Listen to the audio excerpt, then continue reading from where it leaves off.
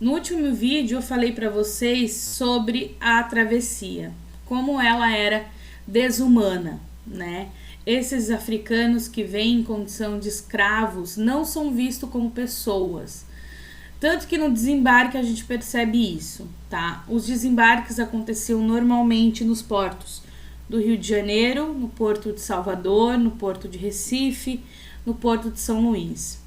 Ali, esses africanos que estavam em condições de escravos, eles eram vendidos em feiras, leilões públicos.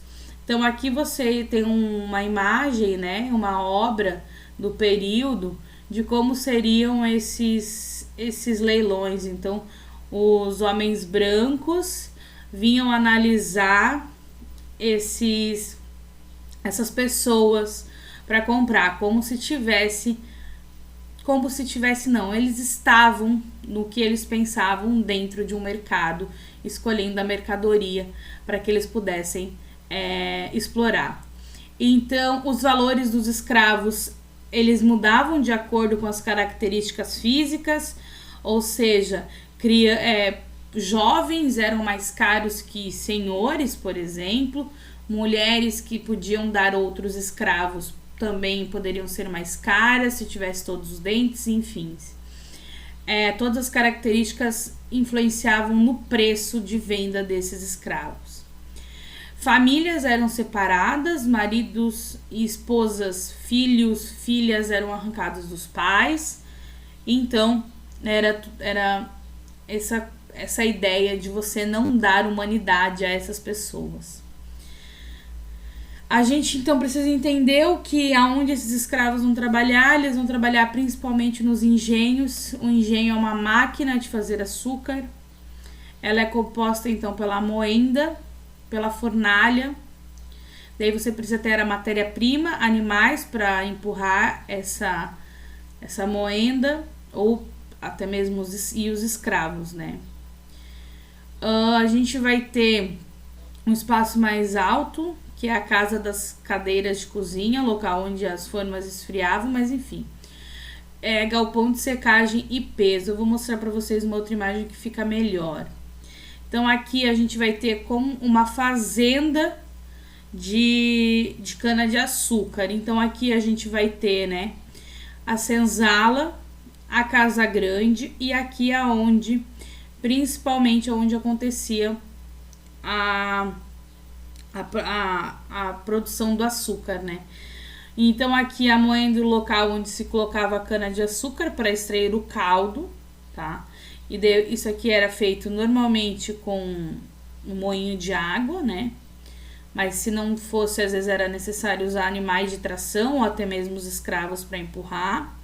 Então depois que você tira o caldo, você cozinha esse caldo e ali você consegue tornar ele um melaço, e depois o melaço cristaliza e vira o açúcar que a gente conhece. Então aqui tem todos os processos, tá? A gente vai ter aqui no fundo então os canaviais, que é onde temos a plantação da cana de açúcar, e essa é a ideia de como funcionava então toda uma fazenda de produção de açúcar, como era todo o funcionamento de um engenho, tá? Eu vou trazer outras imagens. Então aqui um retrato, aqui a gente vai ter de novo o engenho. Aqui a gente tem a casa grande, a senzala. Aqui, né, focando na casa grande. Daqui a gente tem os escravizados trabalhando. E a gente tem então essa sociedade açucareira, tá? A gente vai ter principalmente no Nordeste brasileiro os maiores engenhos de açúcar da colônia. Os donos desses engenhos, chamaremos eles de senhores do engenho.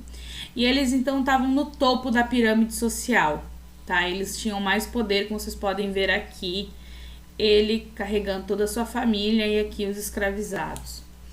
Eles eram grandes proprietários de terras, senhores do engenho e de escravos, né? Possuíam uma grande fortuna a partir dos escravos. Eles tinham um grande poder econômico e político na região onde eles viviam. O senhor de engenho, então, era a maior autoridade sobre a sua família, seus empregados e seus escravos. Ele era extremamente respeitado por questões de medo e tudo mais. E o senhor de engenho vivia com sua família na Casa Grande. Vou voltar aqui. Essa aqui, então, é a chamada Casa Grande, que fica, normalmente, Casa Grande, pois era uma casa antiga, muito grande. E aqui, então, vivia toda a família, então, do senhor do engenho e alguns agregados, sobrinhos, enfim, afilhados. Já os negros vão viver nas senzalas. Vou deixar para continuar ali no próximo vídeo.